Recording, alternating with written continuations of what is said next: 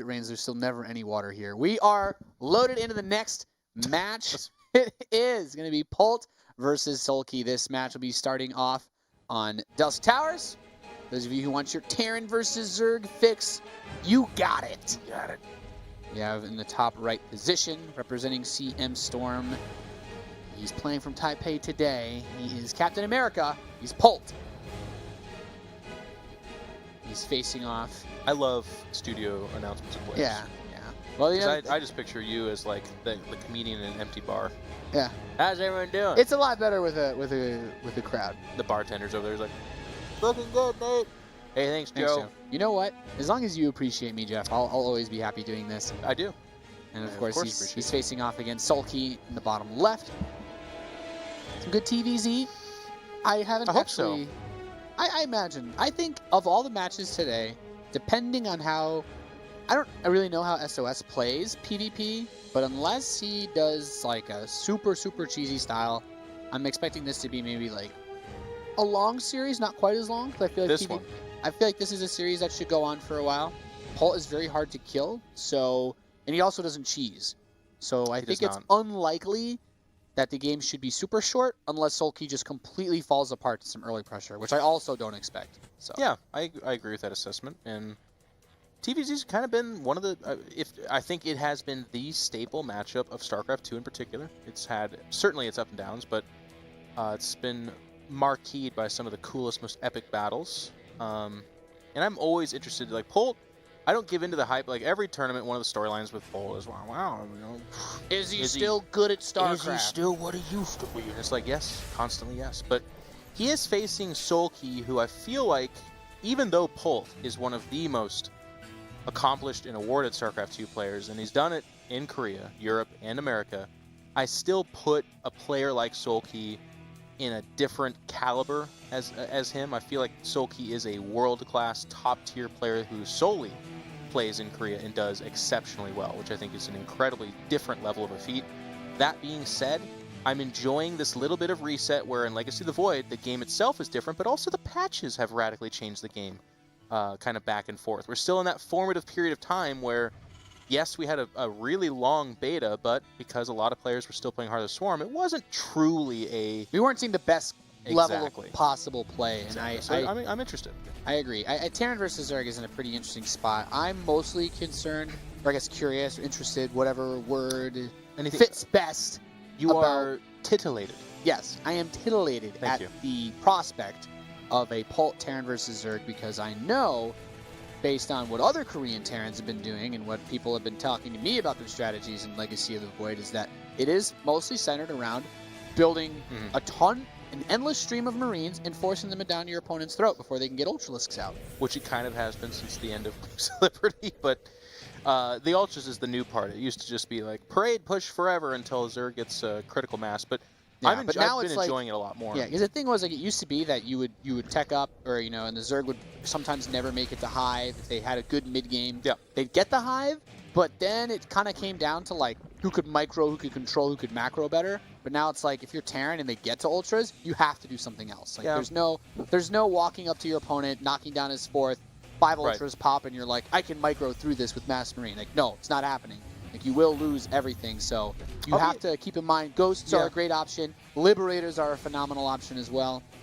I'm interested to see when the matchup kind of more settles and the meta's kind of figured out. I feel like one of the things that kind of hamstrung the matchup is it became very mono build, more so than I feel like any other. There was like the odd Baneling all-in, there was Roach all-ins, but other than that, it was mainly as exciting as Terran versus Zerg has been for the past few years. Like, it basically was... I mean, in Wings of Liberty, you had, okay, you open up Reactor Hellion, delay the third, Mutas come out, boom, boom. If they get Broodlords, they win. If they don't, you win. And then in Heart of the Swarm, you went to the Marine Widowmine push, and I think that was a little bit more dynamic. You usually had more back and forth rather than just, like, trying to push into Infestors while they turtle up to Broodlords. But in Legacy of the Void, there's a lot better options on late game for both sides, I feel. The Liberator is a phenomenal new tool that's been added for Terran versus Zerg. But also early game. I think Zerg, you're seeing different all-ins from them. you're seeing non-aggression because that Hive is so devastatingly powerful, and you're seeing different unit compositions. Yeah, Zerg has more options in the mid game when it comes to how they want to play it out. You know, it's not uncommon, of course. You know, you got the Queen still doing the thing, pushing out, trying to get a little bit of pressure. Queen's great, man. But like Ravagers, I think they are such a missing link from the first 2/3 of the life of StarCraft 2 so far. Wings Liberty and Heart of the Swarm, Zerg very much so suffered from like, I have roaches, yay! And they're like, oh crap, I still have roaches. And no! Polt is doing one of those things Polt does best, as he drops this scan, he sees the Spires close to completing. He had these Hellions out for harass, but he snuck in that second barracks pretty early on, and as his stim finishes up, he's actually going to have a few more Marines, than Soulkey should expect. So he's got an armory that's completing as well, while he has his engineering base coming in. And what Polt wants to do is try to, you know, clear out the creep, sure, but also take advantage of the lack of possibly Baneling speed, which there isn't this early on in the game, and try to get some serious damage done. He has Stim, he has Hellbats. Let's see what he can get done. 5 Banelings are on the way. Stim is now ready. He could scan kill the creep, but he wants to push forward. He wants to get damage in.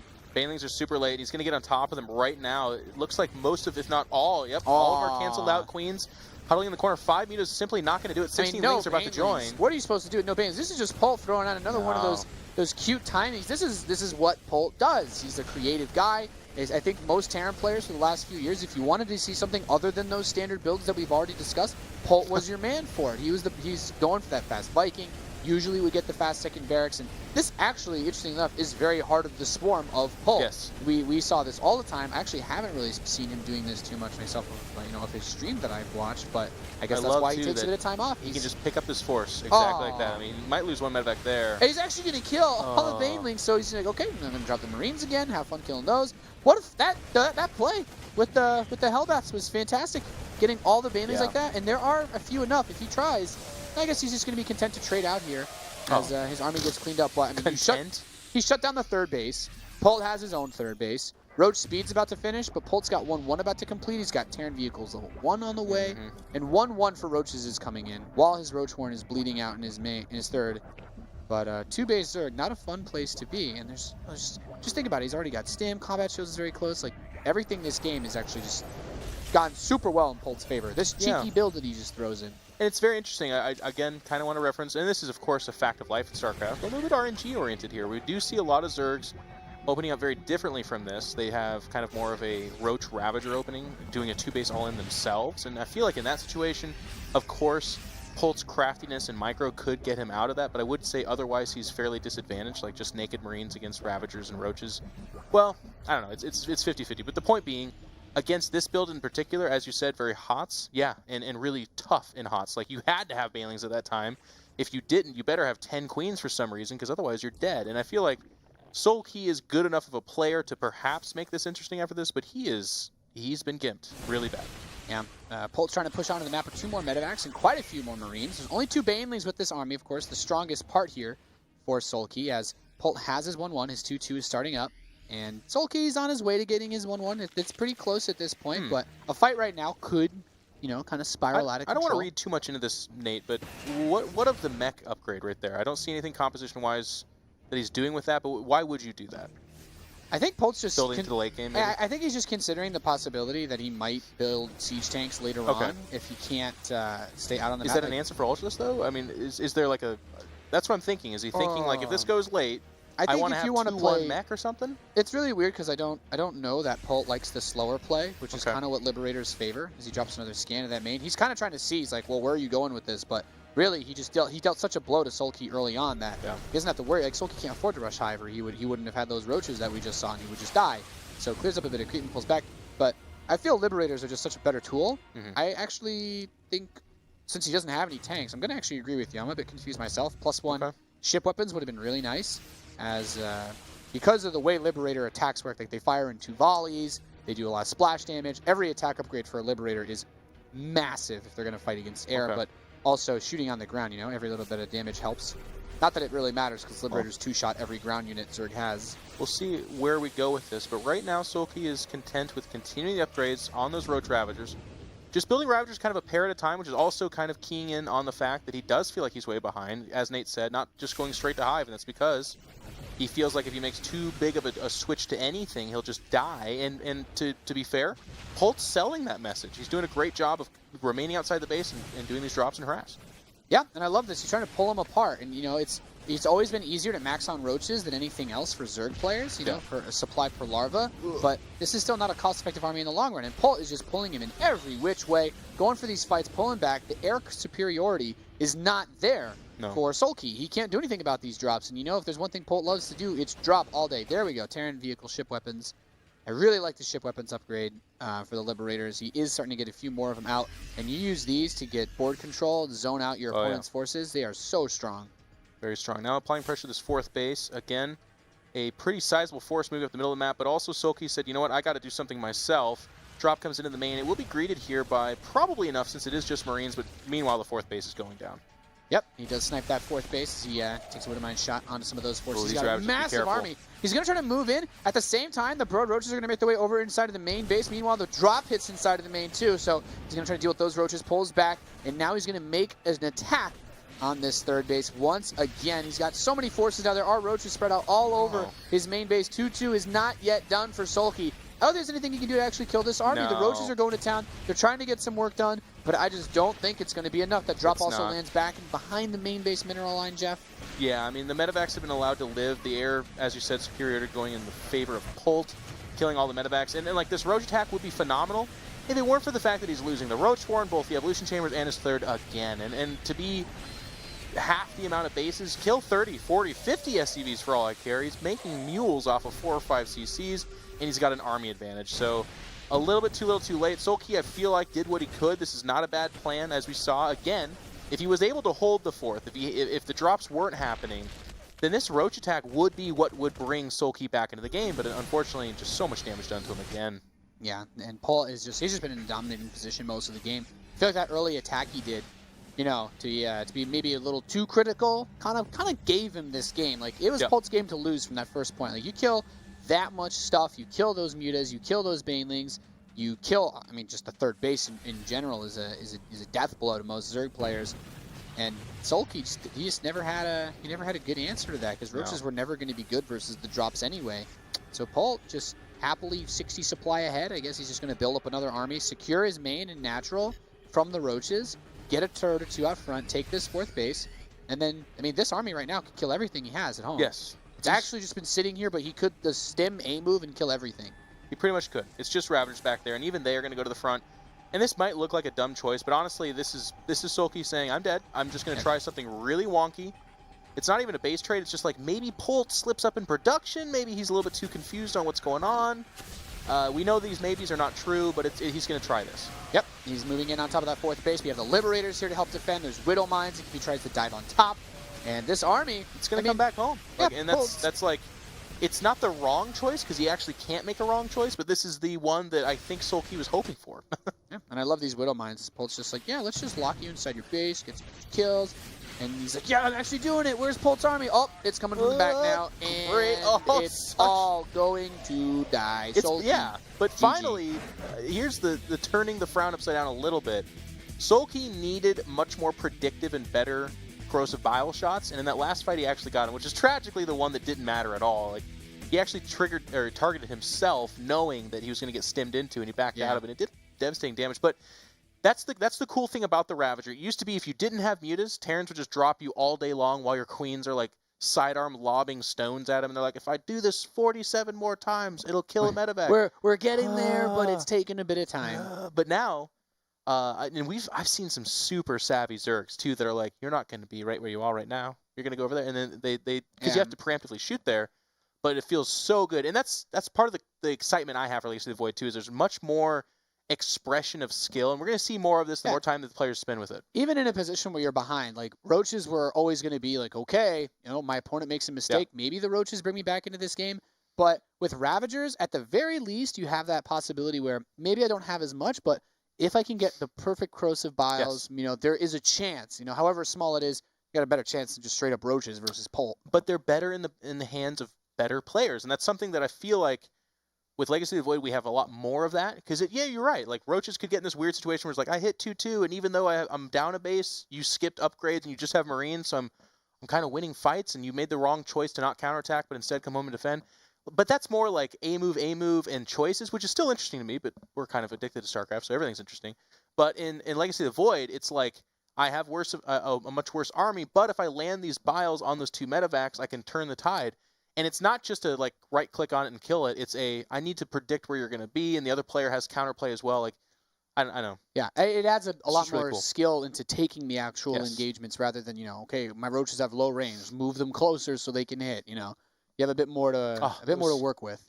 That was, and it still exists, but in a different way. But in StarCraft 2, the dumbest micro to me was like roach versus roach battles, where they're all just like shifting into each other. And there's so dumb. There's always as we're loaded into the next game, there's always those people out there that I like, yeah, but that was beautiful to watch. I'm like, no, watching people try to dodge corrosive bile and land them is there's a lot more exciting. I find this game a lot more fun to cast just from that alone.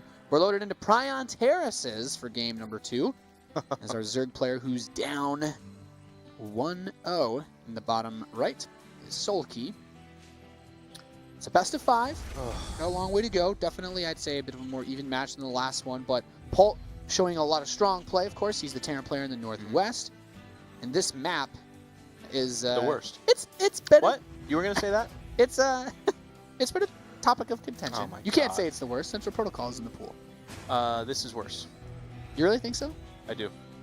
I think any map where you could very easily take a gold, in fact, you have to basically take a gold as your 3rd, and they're like, okay, well, all right. But on my 4th base, oh no, it's another gold. You just take another one. And if you get to the weird spot where you take a 5th base, you got the option for that to be a gold 2 player. 2 golds, 1 map, and that has led to this happening pretty much every game. It's dumb. I don't think there's any good player that doesn't do a build like this. The 3 racks Reaper, sometimes if you're on NA ladder, 5 racks Reaper as well. You basically just use Reapers to try to kill the Zerg, because the economy from that 3rd and 4th base for Zerglings and drones and all that infrastructure for Zerg is mostly mineral based aside from the tech buildings. And that's why I judge it a dumb map, because look at what Soulkey's doing. Soulkey knows that's what he's facing. Pretty much 100%. Yeah. You can pretty much assume that most opponents will do this, otherwise the gold bases shouldn't do that, Nathaniel. You shouldn't go into a map where both players in StarCraft 2 just kind of know what their opponent's going to do, and this is what I do. Like, if the meta dictates that, if the matchup gets there, okay, that's part of the game, but when the map says, you must kill them before the 4-minute mark, strikes 12 dotheth, and then you're dead, and that's not good. Yeah. So the 3-Rex Reaper, when Zergs have tried to go for the fast gold base, sometimes it can kind of give you a much easier time because the gold is harder to reach for the Lings and the Queens, but by taking the normal natural expansion, it will be a lot harder for Polt to get damage done with this. He's made a large commitment with this Reaper push. Usually Zerg players are just going to try to get speed, get a lot of Lings, surround them, knock them down. But the very Reaper importantly, grenade makes that tricky. Yes, and but queens. Keep making Queens. It's not actually the Lings that's going to keep them alive. It's the Queens. The Lings are just to buy enough time for there to be 300 Queens. Yep. Because, as you said with the grenades, if you make Infinity Lings, you are going to be a part of a Reddit highlight reel where your 35 Lings go for a surround, they chuck grenades at their feet, and then laugh as all of them die. Yep. And this map does have those features, as we see. The Lings are trying to push these Reapers back. I mean, a surround here would be deadly, but... Look at that. Look at grenades. Well, 2 of the Reapers do get caught. Yeah. I mean, it was good for the Zerg there, but even that one. Reaper builds are still very heavily based around momentum. This isn't Halo, though. I mean, in what, battle situation are you like, Johnson, drop the grenades at your feet, but sir, just do it, Johnson. You don't know these Reapers have the martyrdom perk? They do, man. Always got to drop those grenades. He's already putting the bunker behind his wall, expecting a counter, but there will be no such thing. He's not really mining any more gas, so it doesn't look like he actually has enough gas if he were to build an Evo chamber. Like, I've seen some Zerg try to do a counter drop as well, which is really frustrating because you always want to keep your Reapers out on the map. Yeah. But of course, this is where it begins. He takes the more difficult to secure gold base early because he can start to spread creep from there, and then it becomes really hard to push into this base because all of your production just gets rallied here. And good luck killing the base then. So the Reapers are going to jump into the main base. Polt is looking for an opportunity. Zerglings are pretty fast, though. Are there enough of them? The counter's going to go, be denied as the grenades begin to fly. In time. He's not... He's still building Reapers, just Reapers. Okay, the Reapers are out. So now that counterattack is denied. Oh, nades himself. Doesn't really matter. They'll heal in a second here. But I feel like part of the reason the bunker and everything showed up was also because he lost those initial 2 Reapers. Yeah, usually A lot of them went out of the sails. I'd say that puts you in panic mode to some extent. Losing any number of Reapers early on, just because they scale so ridiculously well. Yeah. Oh, it's like this map, then you have this little spot here where it's like, well, you would like to get these Reapers, but no, not happening. Yeah, he didn't drop any grenades there. Yeah, I feel like Polt could actually be a lot better about grenades, more active about them. To put on my caster monocle, where I criticize one of the best players. You know, he could be. You know, he could just become a machine and just do it perfectly. I think that would be a really beneficial. Honestly, thing for him let's ask ourselves why he hasn't already. You know, he does this for a living. Why aren't these guys? Why aren't these guys in like test medical studies for like cybernetics, arms and legs, so that they don't actually have like the wrist issues anymore from playing? Ooh, that'll be an interesting phase. You know, they already took out like guys that have the prosthetic leg that actually helps them run faster. What if there's a time when they start wondering in games if like guys that have games hooked up to their brain, if they got to ban them? All the Reapers die here, by the way. Yeah, I mean, at some point you kind of do this, and this is actually a pretty normal phase. He's just like, okay, well, really? Yeah. I mean, at some point, this is the Reaper. At some point, you got to look back at your base and start macroing, man. I lost all the Reapers, whatever. He's like, eh. He's got double gold. I'm sure I'm fine. Nothing a couple of medevacs can't fix. There's a reason why he made that investment to Reapers, and the fact that it hasn't paid off. Well, if he had just done nothing and let Soulkey take 2 gold bases without trying to defend, he'd be in an equally unfun position. I tell this story every once in a while, but honestly, I am like, if someone BMs me, I will BM you back. But otherwise, I'm not a BMer. I always GG. I don't really say anything unless someone says something to me. But one of the like few times I've ever BM'd someone unsolicited was against Cytoplasm, a Swedish Zerg player. On gosh, what was that cityscape gold base that Terrans just floated to the middle? Habitation station? No, the one that was on top of a building. I really should remember the name of this. Oh, it might have been before your time. It was on top of a building? Yeah, bro. It was one of the really common maps. I know Metropolis was on top of a building. Yeah. People didn't float to gold in Metropolis. They did, Nathanius. But he was Zerg, so it doesn't really fit here. But what he did do is take his natural at the gold. And I remember taking my hands off the mouse and just Do you mean Metalopolis? Metalopolis. Okay. I was going to say, I don't think there's a gold base on Metropolis. Metropolis. They have so many similar letters, Nathanius. I can't keep track of this stuff. Okay. All right. Anyways, that's one of the only times I ever BM'd someone unsolicited. I was like, how do you sleep at night, you dirty scumbag? Yeah, well, Soulkey's going to be able to afford to build infinite roaches, as he does have 2 gold bases mining now. Yeah. As Polt has just landed his 3rd. But of course, this map is so open. Like Polt's going to. It's a tough 3rd. You need so much to defend that, so he's going to push out. He's going to try to do something here. But I don't think there's any medevacs, so this is really risky. Risky's a word for it, I guess. He's got Stim and Combat Shield. No, it's dead. This is dead. Without medevacs. I feel like what Polt's trying to do, like big Stim evasion. He's kind of getting close. He missed the corrosive bios. You get excited about it? Yeah, I want to get excited about this. I'm not gonna stop you. Let your passion flag fly. Get excited about this.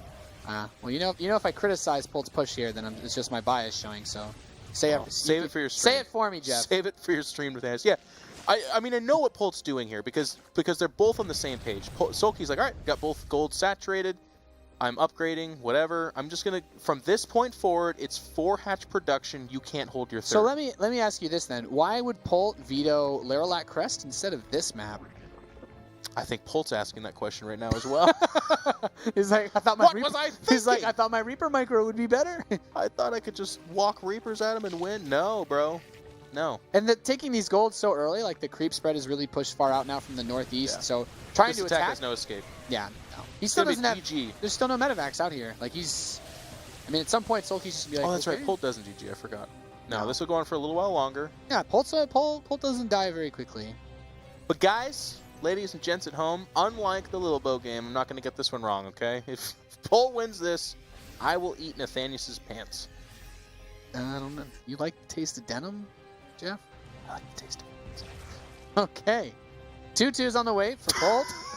As Soulkey sick has transition, his, bro. +2 carapace. Hosting that DreamHack desk has really opened you up to humor. Oh yeah, You're super comfortable in awkward situations. It's a brave new world we've entered into, Jeff. Should I make you more comfortable and just say Roddy in the club after every sentence? Would that bring you more at home at a looser cast? Yeah, sure, why not? So Soulkey's maxed out, Ooh, or at least he could if he really wanted to. I think if he builds a few more overlords, he has the resources to just max on roaches. But he's choosing to go for ultras instead, because Polt can't really attack him right now. He's going to go for a drop in the main base. Oh, he didn't go. He didn't send his army exactly where Polt's drops are headed. He has some lings there. You getting excited again? I just have.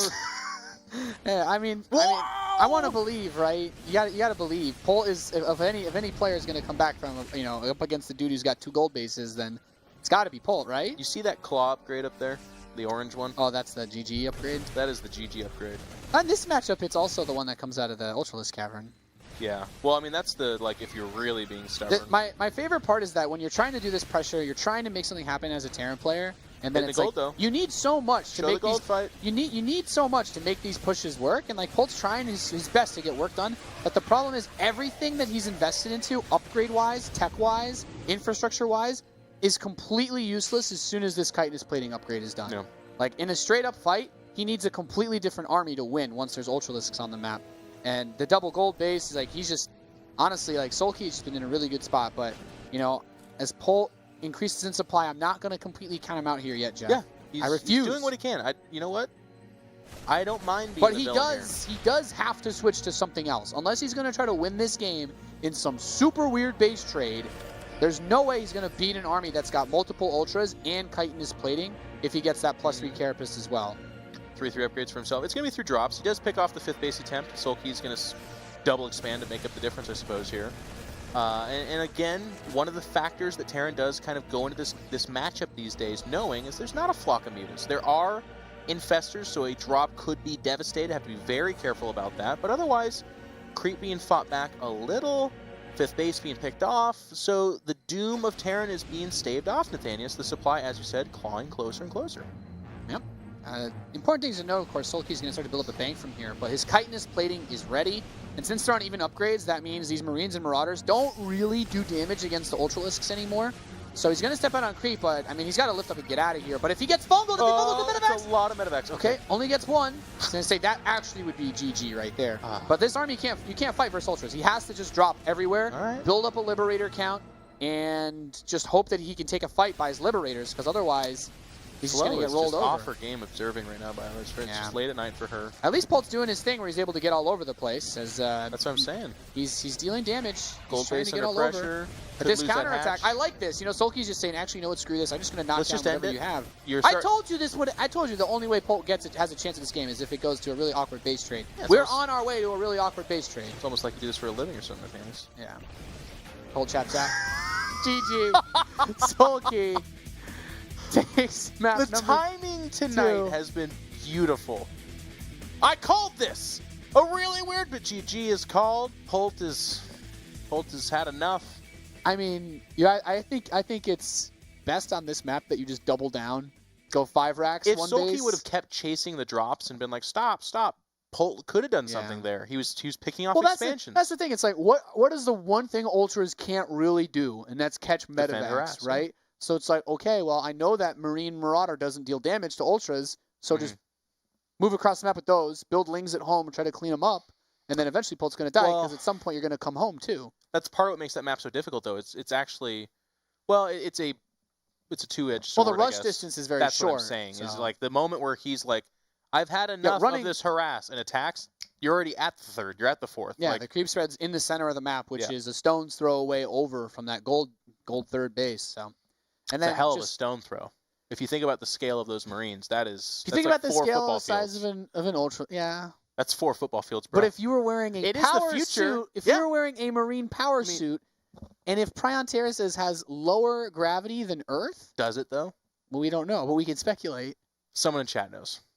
It's been discussed in one of the novels. Is it in the lore? That's the only thing that really matters. Yeah. Keep asking me if I'm ready. We are always ready to go. A Tempest doesn't even shoot that far, Nathanius. A Stone's Toss? You're off your game, bro. Man, I mean, a Tempest. Yeah, but a Tempest with the Energizer from the campaign would be able to, because it gives like extra range. Yes, a capital ship with an electrically charged super mega weapon can shoot that range. Yeah. A Space Marine with a robotic arm throwing You a stone. said a Tempest can't. I just applied parameters. Right.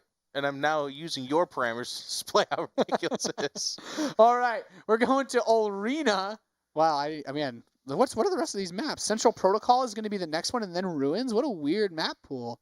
I'm liking it. Soulkey I like it vetoed weird. Orbital Shipyard, by the way, so he's just showing how evil he is because he knows that's like probably Terran's favorite map versus Zerg, or one of them. I'd say Dust Towers as well.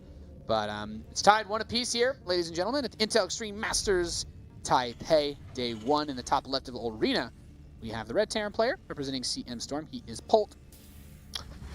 You beat me on this map, Nathanius. You beat me in a dirty way. Oh, I beat you with one of the dirtiest cheeses there is. You did. Yeah. I'll get you, dirty Terran. I've beaten a lot of people on this map that I should never ever beat in TVP because of the ghost pepper cheese. His opponent in the bottom left, the blue Zerg player, he is Soulkey. The rush distance on that map makes early pushes for Terran really strong. It's a cool map. This is one of the maps where we've heard David Kim interviews, and even in reply, which he does such a good job of replying to the community and kind of talking about their thought process. He wants substandard maps, and a lot of times that can make a map really bad and stupid, like the game before. But in this case, I feel like this is a healthy mix of weird stuff happens here, but it's cool and it's fun in a best of series. Yeah, I think Ulrina's a really entertaining map to play on. Like, I mean, it's kind of weird to say because it's like, okay, you know, I do like weird cheeses on this map, but you can do weird cheeses on this map. You know, like you have a lot of options for super aggressive play. You have options for super weirdly turtley play. You've got this really tight choke point. That's an interesting element. But even as the game goes on, you expand away from yourself. There's no options to the left of your base. Like that's you're the map. You're just going down the line, and then if you want, if you're rough. You're Avila, you go for the gold base in the middle as well. Nobody's those guys except for those guys. But thankfully. I actually saw an amazing highlight, I think, from one of the Katowice qualifiers where a Protoss player got Nidus'd here after he warp prismed to the island, and then he recalled his whole entire army there, and his mothership required no more energy. He actually lost. He completely lost the game because he couldn't teleport his army out because he moved everything there. It was great. Interesting. Yeah, but see that only on Ulrina. I feel like there's a hashtag for that we should all be talking about. Hashtag only on Ulrina. Only things that Ulrina does. Just say Ulrina or Ulrina. Just Ulrina things. I do agree though. I love this map. I do too. It's a very awkward map. A lot of crazy stuff happens here, but you know what? Crazy beats the same thing every game. Which we had a little bit too much of. HOTS did a better job. Certainly Wings of Liberty, there was stagnation. And like I see the Void right now, some people would probably tell you there's too much weirdness going on, but I think that's normal. This SCV though. What? What do you... God, hey, tried. I got excited. Tone down your passion. I got excited about that SCV surviving. Ugh. If I was playing this game right now, that'd be a highlight right there if that SCV survived, okay? It would like zoom in and out and left and right and like EDM music going on. Yeah, exactly. Your face like strangely warping in and out. We'd get like the hit markers and everything. Great.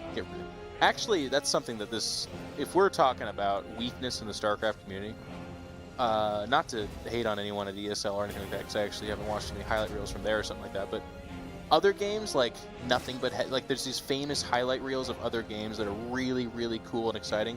Every time they try to do one in StarCraft, it's like semi-interesting micros slowed down 10x and then like zoomed in and out and like gray and black and like you shake the camera a little bit. You're like, whoa! He built a bunker. You know, it's like actually not that great. So Polt's gonna go for a tank drop in this game.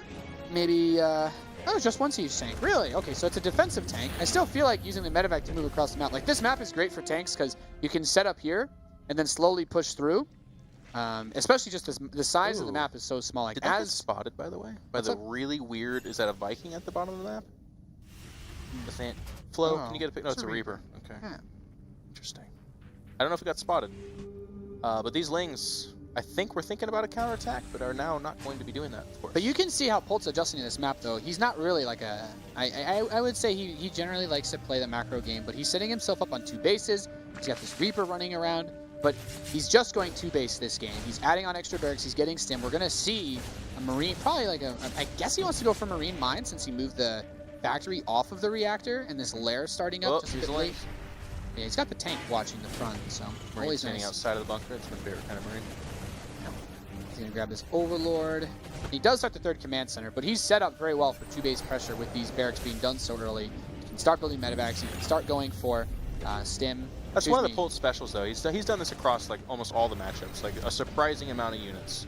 That's kind of one of the Polt's Yeah. war philosophy. I mean, it's a new game, sure, but it's still Polt, right? It's still Polt. Polt is Polt's always been that guy though, because he actually frustrates a lot of Terran players, because they'll be like, this build's really hard to deal with as this drop gets caught. But if Polt will just be like, actually, I've come up with some really weird build that doesn't make any sense, but it's actually really good no matter what. So It's called Marauders. He's kind of always been good, no matter where the meta lies in a roundabout sort of way. He's been timeless, and it's cool. We're seeing him here in the round of 8 of a major tournament. Awesome.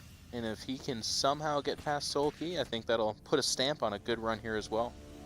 Yep. Round of 4. But he's got his work cut out for him. Soulkey pretty dominant, although again, I feel like that map's a little bit of a gimme. This map a little bit more evenly matched. I was curious. Both players opened up a little bit more kind of interesting. Polt took the double gas fairly early on, and Soulkey opened up gas first, which is again something that like it harkens back to HOTS, but was like the defensive HOTS. If you weren't all inning off of that, it was much more defensive. But we're expanding into the mid game here. Yep. Polt's gonna start floating that third command center out. He's got a lot of Marines on the map now. No combat shield. There you go. Just finally starting up. So. The Marines are vulnerable, yes, but there's no Baneling Nest. It's just going to be Marines versus Ling Ravager. He's going to take this fight, boost away. This is an interesting part of the meta, too. Like, I wonder the evolution of this. We've definitely been in situations before in Heart of the Swarm and Wings of Liberty where Terran players knew they weren't facing mutas and had air supremacy, so they did a lot of this drop stuff. Just kept the Zerg activated, kept them busy, fought back the creep. But I feel like it's going to be much more prominent in the meta now in Legacy of the Void for Terrans to be like, I can reliably do this. I'm going to be out on the map. So I wonder, it probably won't have the biggest impact, but you know what I mean? Yeah. A little bit. I like that he's getting Burrow again. We saw No, he just topic switched on me. You don't know what I mean. The nice Roach Burrow play. I need a more analytical commentator like Todd here. You know what I mean? You just want someone to agree with you on everything, Jeff? Well, I mean, I didn't want to say it, but... I apologize for having an opinion. Then I wouldn't cite Todd, by the way. You kidding me? Todd wouldn't agree with me. Who would agree with me? TLO would. TLO would agree with me on everything. The opposite true as well. Tunneling Claws coming in. You know what? Kevin wouldn't agree. Damn it. I think nobody... I need to... Have you ever considered that your opinion may be the one that's a little too out there? That's what I'm saying. When no one agrees with you. I need Tastosis to start casting StarCraft again. That's what I need. There you go. Well... Pro League and GSL have been firing up.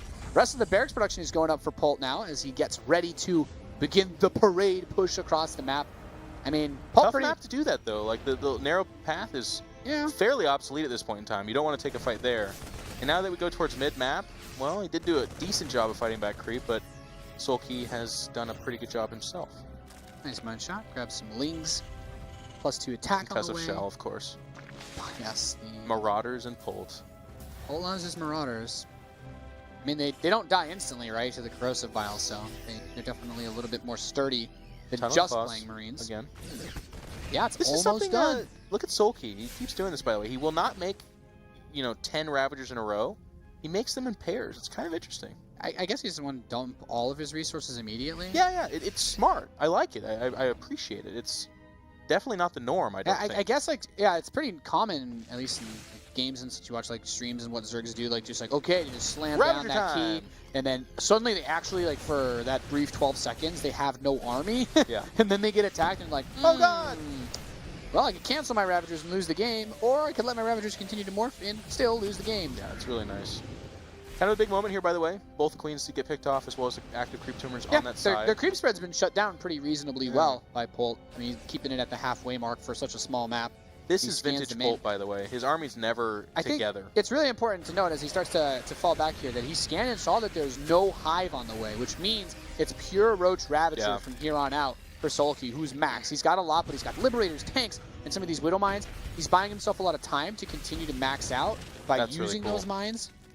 Seeing him pick off the Widow Mines, by the way, it makes you wonder if against a good Zerg, if Widow Mines are even close to being worth it at this point. Because they're buying time, but that's certainly not what you hope for with your Widow Mines. Yeah, at the very least, it gives him, like you said, time to get more forces out. But the Liberators are going to get sniped by the Corrosive Biles. Soulkey continuing to push in. This Roach Ravager army just seems to be a bit much. But now that the Roaches have been chewed through, the Ravagers do have less hit points than Roaches. So if the Ravagers get to the front of the army, they die pretty fast. He's going to pull SCVs. Ooh. He wants to go for a big counterattack after this, I'd imagine. But Soulkey falling back at the same time. Drop's going to hit that fourth base in the bottom right. He's got Roaches burrowed and moved into the mineral line of the third base. And Polt taking a beating here. very interesting choice by Soulkey. He did have roaches to support the Ravagers, but he immediately burrows them to make his way to the third, and I think it was dangerously close to giving up all the Ravagers, but was able to calculate the distance well enough and separate himself. Didn't lose all the Ravagers, lost a decent chunk of them, but does buy himself more time. Polt losing that, well, not losing the third, of course, but having it disrupted pretty significantly is very dangerous at this stage of the game. He doesn't have a fourth base, and he's starting to mine out his main base. That's another cool thing, is the pace of Legacy of the Void. You really, like, all of a sudden that harass becomes very meaningful. You're down to one base all of a sudden. I definitely agree there, especially with so few bases that you can take on this map, especially because you stretch yourself so thin. He's going to push in through the Liberators, taking a lot of damage from those Liberators, actually, as they lay waste to this force. But I think the Roaches and the Ravagers are just such high numbers that falling back isn't as much of an option for Polt right now. The SCVs come off the line again, and Soulkey just seems to have beaten, battered, and bruised him to the point of defeat. GG is called, and Soulkey goes up 2-1. A single map win away from having to face off against Byun tomorrow. Another 3-0, if it goes that way. But I do like the game plan for Soulkey. I think it's very smart for this map. The third base, not nearly as exposed as some of the other maps, but predictably he's like, okay, Polt's a Marine, Marauder, Medevac kind of guy. As long as I don't take significant damage to get up to 4 bases, I can max out on 2-2 Roach Ravager myself. And that's really difficult to hold off, especially with good Ravager control. Like Widow Mines, buy you time. Liberator's good, but the second they're in that siege mode, they're going to do good damage, but they're also going to die. You're going to target them, triple click or quad. It's 3. Is it 3? It's 3? 3 biles kill. 3 biles, and then they're gone, and they die pretty quick. Like, the cooldown on Ravagers is not slow. Like, it's just, it's like, oh, you have a Liberator. That's going to kill 2 Roaches. You're dead. Like I said, like, Ravagers, like, they just, like they wear their infinite ammo bandanas into battle. They could just continuously fire, like, pretty much nonstop. Yeah. Central Protocol is going to be the next map, and for that reason alone, I'm extremely worried for Polt. That reason alone. Well, not you have no other reason to be excited about this match. Well, I said I'm worried about this. I'm worried about Polt. That's your only concern? I mean, I'm always excited to watch StarCraft. Basically, listen, they flew me into Burbank because they were noticing we were having problems with Nathanius's wild claims while he was broadcasting, and I'm here to rein you in, Brett. Okay? This is it? The sleeper agent? That's what Carmack asked me to do. All right. That's fair. Wear a plaid shirt and look like a lumberjack. So say you were the one that went after Prion, though, pretty hard. This is another map where... Well, it's not about me, all right? Let's not... Yeah, let's not make it... This is another map. I wouldn't be surprised to see the Reaper play come back into this. All right. I keep getting asked if I'm ready. All right. Ready. Let's go. We'll start the game up. I feel like I wanted to say something. And then I threw you off guard. Yeah, but you know what? I got it. I still really feel like Paul could have done a lot more with that opening. Like, I feel like he opened 3 racks expecting to get a 2-base push, but then Soulkey just went right up to 3 bases, droned hard, and had, like, even without the golds, like, he just had a really nice economy. And Paul going for 3 CC after 3 racks, like, he was just behind all game economically. I think you hit the nail on the head with that last comment in particular. I think if you open up 3 barracks, you have to do damage. You have to do something. Yeah. And killing 2 queens and several creep tumors is nice. That's not really the damage we're talking about. That is like, I need to get him to pull his drones. I need to pick off a hatch, like that kind of damage, or at least kill a bunch of stuff. But Soulkey just pushed on, took a 4th. There was like a light marine drop over there that 2 roaches just kind of were like, get out of here. And that was it. Yeah, he dismissed it pretty easily. And I think that's also just another thing about that map. Even with the short rush distance, the choke points to attack someone are really small. But we're loaded into Central Protocol. Which you think is the worst map, right?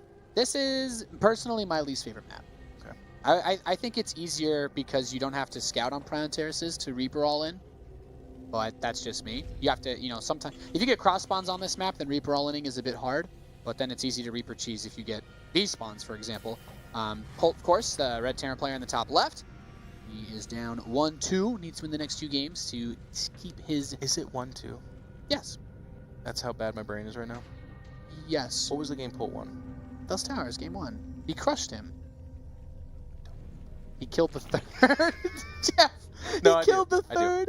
He got the mutas. In my defense, 5 Hellbats tank. 12 hours ago, I was in Florida, coming back from Mexico. That's fair. That's fair. In my defense. But also, that's part of my charm. I don't always know exactly where I'm at. I'll just abridge it for all of you guys. Jeff lost his passion. It's okay. I understand. Jeff had to recharge his passion, Brad. Okay. So now, let's talk about Polt's this. actually just going to do a Reaper expand, a single Reaper expand. He's going to play this map straight up. But why is this such a bad map now? That's what I want you to do. Because I mean, I played so the one game on biggest this, couldn't see issues- anything, and then vetoed it and haven't come back. The biggest issues that everybody has with this map come mostly down to just the layout of the third base, right? Polt has two options for a third. He can take the option that's super far away from his natural, where his army would be. Like, this is a big ramp. You can't block this off easily. Speedling play early on is super popular for that reason alone. But then you've got back rocks as well. And then if you're a crazy suicidal Terran, you can take the third base outside their natural, which is... you know what? This map is played so little that I actually think that happens pretty often because people just don't even... Like, people aren't even thinking about it as much. And to be fair, if you could take that as a third, you know, might as well just PF it and just stage your Marine tank all in from there. I do have a quick update for you. I now remember game 1. Congratulations. But I did that while listening to your analysis, and I think it's spot on. I also remember some of the games here, and it is frustrating the distance between bases and how that gets kind of Because the biggest thing is, like, could Polt break the rocks and make his third base closer to his main base? Sure. But then you have to consider that it's not possible. There's no wall you're going to build that's going to keep that base safe. Yeah. And then even if you have your army here, and then they just decide, okay, I'm just going to go here, and then you have this giant space, and you have to go a really far way to actually be able to defend against that. So, I mean, you get these spawns, and let's not even forget, whoever gets knocked down behind, like if either player falls behind at all, this rush distance is steps of war. That might be a stone's toss right there. Yeah. That is your still an incredible throw, but it's still a tough much throw, more realistic. But if we assume that you're either in a power suit or you're a genetically evolved being like a Zergling or a Queen, then maybe that's worth considering as well. Even Space Marines, by the way, are genetically engineered. That's true. And then also in power armor. Yep. So I feel like both players, again, kind of the map dictated to both of them. Like, I think Soulkey says, I gotta survive. Yeah. There's no fast third build on this map unless you are, I don't know, absolutely crazy, maybe. Or maybe you take a ninja base. Which is funny because this is what made me a pretty bad professional player in particular, is there's always that voice of like, this is what I understand to be true. But then there's that also voice is like, but they know that, so what if you do the weird thing? This is not one of those maps where you can do the weird thing. No. It's actually just so wide open. Like, consider that, especially like if you're going to do for like plays to try to get inside your opponent's base, the main base is massive.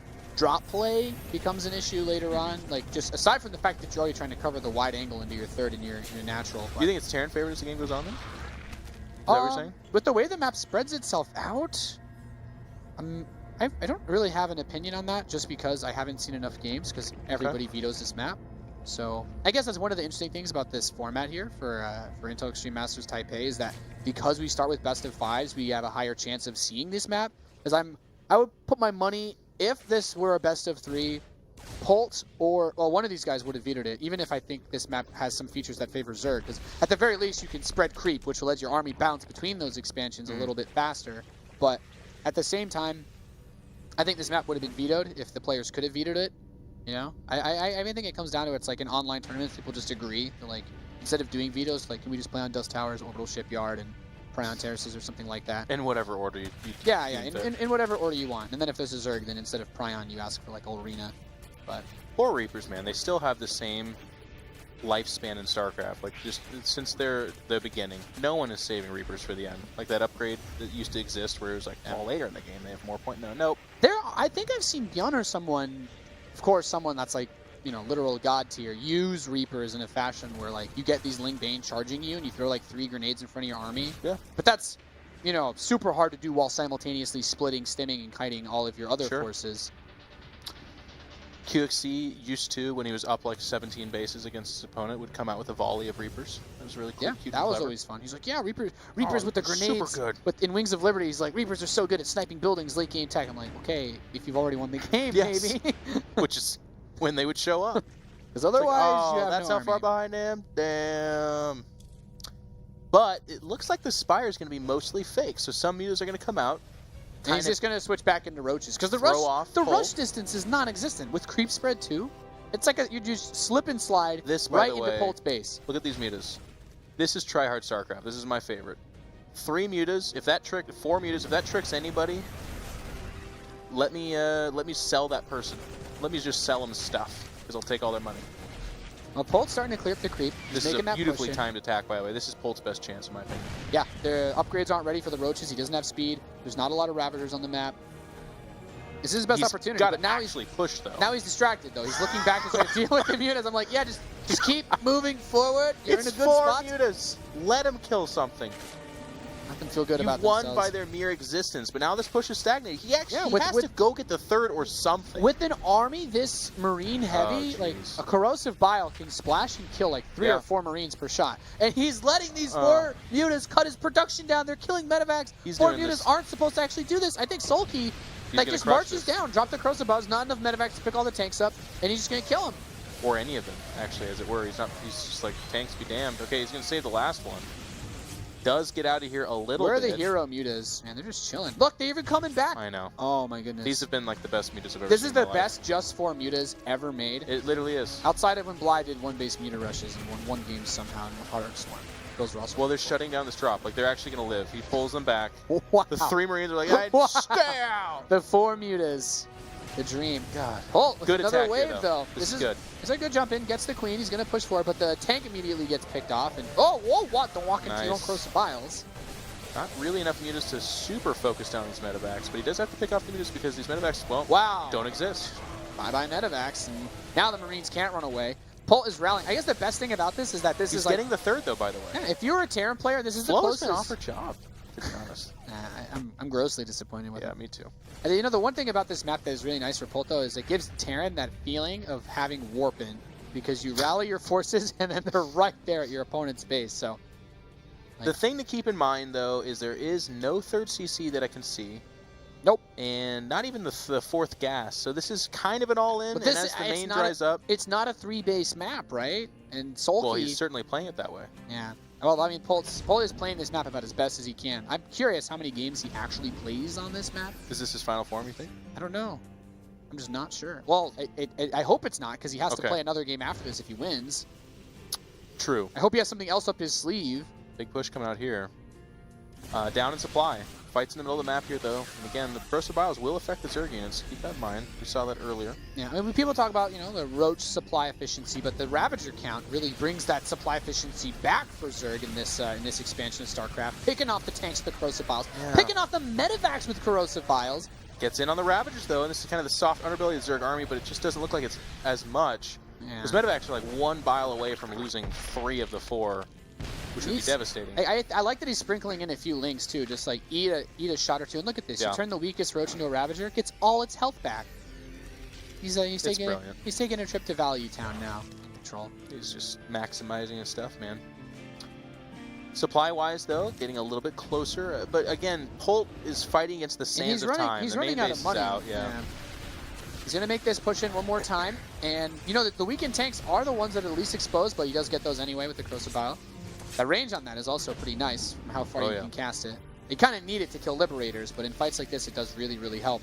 And we're seeing this played out the way we were talking about. Like, he's Soulkey just has to survive. Yeah, Soulkey he has the 3rd base. He has more money to work with. Like, if his main mine's out, it's like, whatever, I can move to my 3rd. But Polt's like, I'm lifting my main. I have to go somewhere else. And it's actually a long trip. Yep. Because, I don't think he broke down those rocks either. And now Soulkey's just going to surround his army, pinning him inside or outside of his natural, forcing the lift up. Soulkey's just chilling. The dangerous thing here, too, is with Polt retreating all the way back to his base, the map is small, but from here, Soulkey knows where Polt is, and he's got Overlords on the left side of the map, too, so he knows it's not being dropped. And when a Zerg's comfortable like that, it's really difficult to deal with him, because one of the ways to punish a Zerg... Yeah, he gets a Ling on that, too. Yeah. Well, he's had that there, actually. Soulkey's on top of things. 3rd base under attack, though. And this is something I felt like Polt needed to do more of. And he's going to get inside the natural here. Should get the hack and all the drones. This is a good pickoff. You really needed this. It's huge. 20 drones killed in the last battle. Sorry, really there's not enough room for you. Lifts up. Whoa, there was enough room. He barely made it out. And now this 3rd base, by the way. All of a sudden, Soulkey was feeling great. Right now, Polt is doing... This is what Polt does, Not so much now. This is the Polt thing. He's actually making it... He's actually making a game out of this. Are you getting excited, Nathanius? I am getting excited. This is when you should get excited, Nathanius. But then look at, well, good luck defending your 3rd because it's so far away. So, I mean, he should actually have that completely shut down. But that's a big army. He actually can kind of, yeah, that's what I was waiting for. Well, no, you can't fight that. I mean, as long as he doesn't throw all of his corrosive biles out at once, if he can always threaten Polt with that, to keep him Keep away. him moving, too. Yeah, and really, Polt has no income outside of this base. He has some minerals banked up, but that's it. So he has to make everything out of that. And the tanks are isolated away from the rest of the army. A great concave for Polt, but as the siege tanks die, this army loses a lot of its muster. Well, but Polt, he's those got are just enough Ravagers. Marines. He might actually be able to do it. He's finally got that supply lead for the first time in this game. Good corrosive bile. Again, saying this is going to cost you if you're going to chase me. That one, Oh, okay. pretty big. Third base, still not under attack, by the way. I do believe Polt has a medevac over Yeah, there. the thing is, in Heart of the Swarm, if this were just roaches, then Polt wins the game right now, right? But the Ravager really gives Soulkey that ability to shove him back with the corrosive vials. And that third base, he lost 20 SCVs of his own. Total worker count is 23 drones, 24 SCVs. You've got mules too, but of course that means you can't clean up the creeps, so Soulkey can still kind of dance around you if you attack him. The natural that was never taken again. Polt up a little dribble of supply. He needs to. This is kind of the dictating fight, though, here in the middle. Corrosive bile going down in the front lines. They're all. Oh, pulls back in the last second, but it does cost him a little bit. It's quite a few of the Marines there at that initial throw, but I mean, pushing here without that creep spread is also really difficult because that bio, it can just catch you so fast and chase you. But it seems like he's making something out of this, and he's like, yep, I'm going to go to that base. You must bring everything over here to defend. And, you know, it's just unfortunate. You know, with the low econ, he could have tried to slip something into the natural now. But I think he's content to just try to knock down as much of the economy as possible. Yeah. He knows this is a low econ game. He knows what's at stake. And Soulkey, this is still everything he has, though. I think losing this, Polt might be able to take it here if he can clean up all these Ravagers. May be able to. Everything's in red health. It's just by the skin of his teeth. Good corrosive biles gets a medevacs as well, but I feel like a lot of the damage is tilted in favor of Polt, who kind of maintains that 10-ish supply, getting a little ways from his base. And I feel like, and this is not a complaint, I promise you, but this is where mules are pretty cool. Like, he keeps losing harvesters, but he's able to kind of stopgap that supply, well, not supply difference, but harvesting difference. Yeah, there's definitely no doubt about it. Like, the mules are 100% what keeps Polt in a good spot in this game. He desperately needs them. His army is, you know, largely Marines, 20 Marines, but in low unit numbers, when you have these small troops fighting each other, Marines are, generally speaking, going to be more cost-effective than anything else that you can use. You're going to clean up these lings. This Marine barely surviving against the Queen. He does finally go down, but, I mean, Queen's still in danger. Yeah, Queen's low. Kills the 4 lings over there, too, by the way, so now all of a sudden, Soulkey needs to partition more units over there just to hold on to that base. Polt putting himself in a tight spot here between his two bases as these roaches try to go in and get some harassment. Roach is going to pull up here. Whoa, Polt making the... Okay, never mind. I was going to say, he just started to go across the map, but I think that was more of a mental click than anything else. He is going to come back and, of course, throw it off these roaches, which do not have Telling Claws, by the way, and are off creep, so they should all die. The concussive shell makes it really easy for him to pick these off, too, so a lot of roaches go down. What does Soulkey have? Just 2 Ravagers? They're going to try to come up here. Ravager counterattack. 4 roaches going into the main. They got sealed off, It's like, let me deny your mining. Wait, neither of us are mining. So... I hope you like 200-ish gas, or I shall keep you there forever.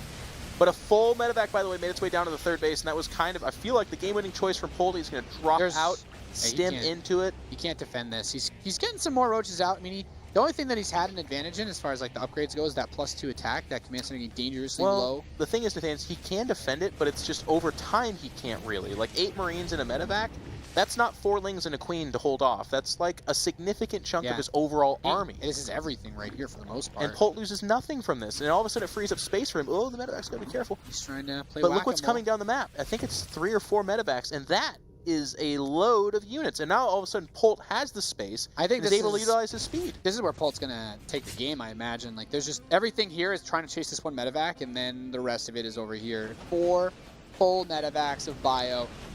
I guess the best advantage of Legacy of the Void with the low amount of economy you get is just, you know, floating those command centers makes it a lot easier in these low econ situations for Terran to keep chugging along.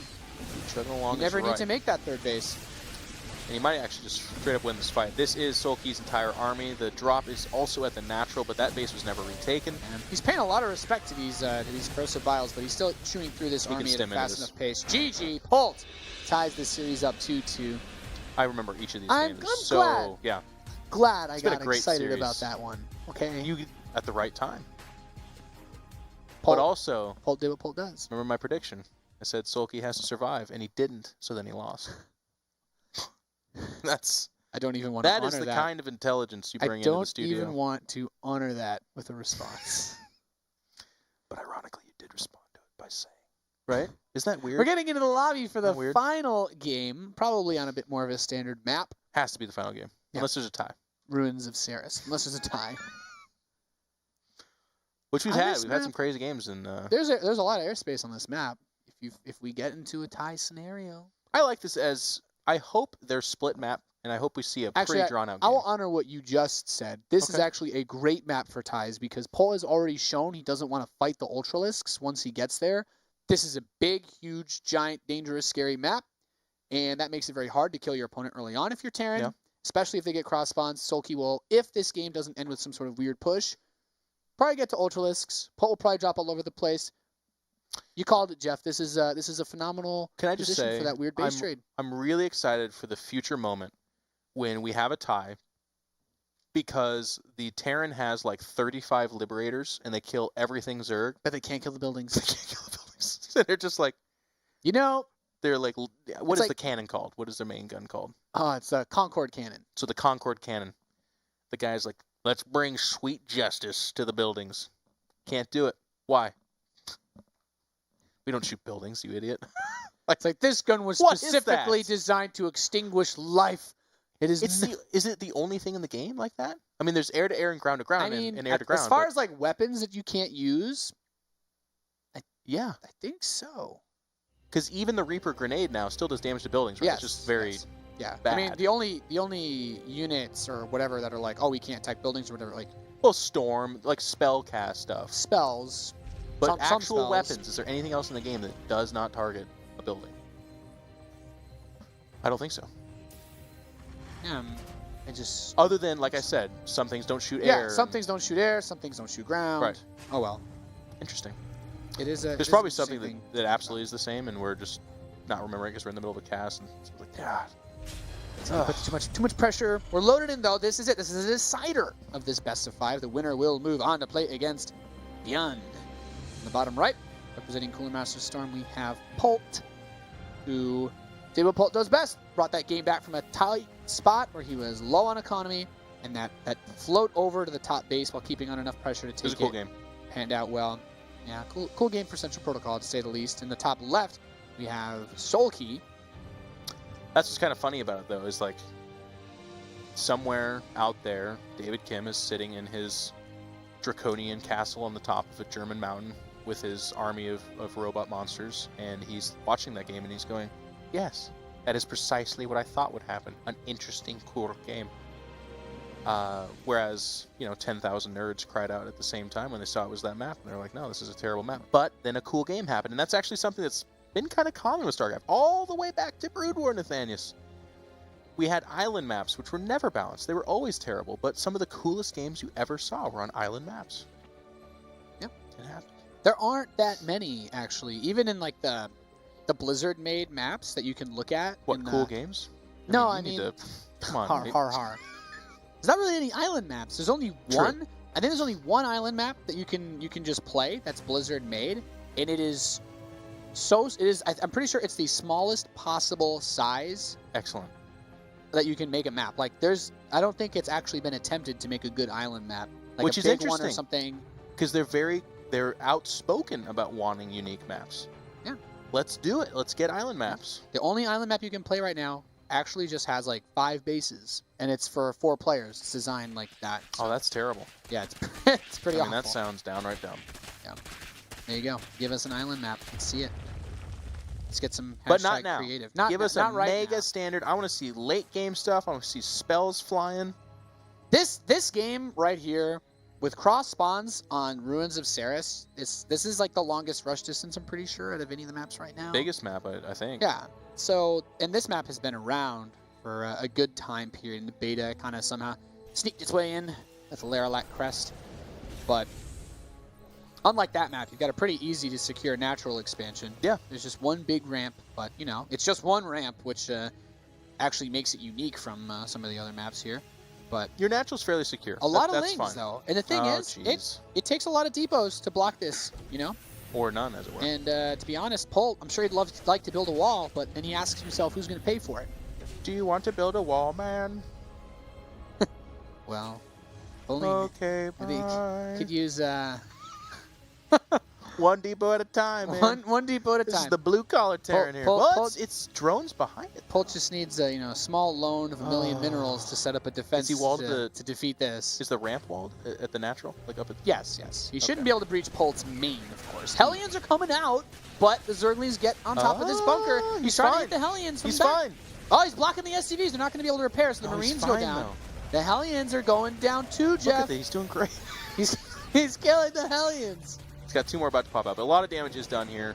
And he's taking his third base and starting his lair, and he has to force the Hellions to rally inside. And he was droning behind this. That's the madness. Like, if he was still just making pure lings, Polt could lift this up, make 4, 6, Hellions or whatever, and then just kind of recover. But it's drones behind this, and has been for a while.